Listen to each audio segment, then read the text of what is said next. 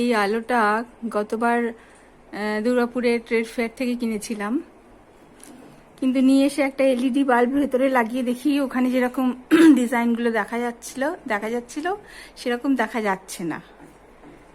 তো বারবার bulb change করেও দেখছি, কিছুতেই এই ডিজাইনটা ফুটছে না।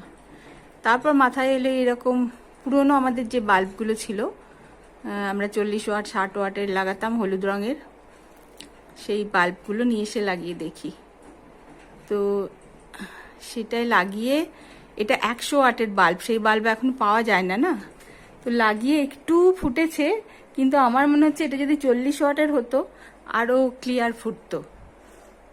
তো দেখো, খানিকটা বোঝা যাচ্ছে। তো কেমন লাগলো এই বাল্বটা, কেমন এই ঝালরটা কেমন লাগছে তোমাদের? আমার তো খুব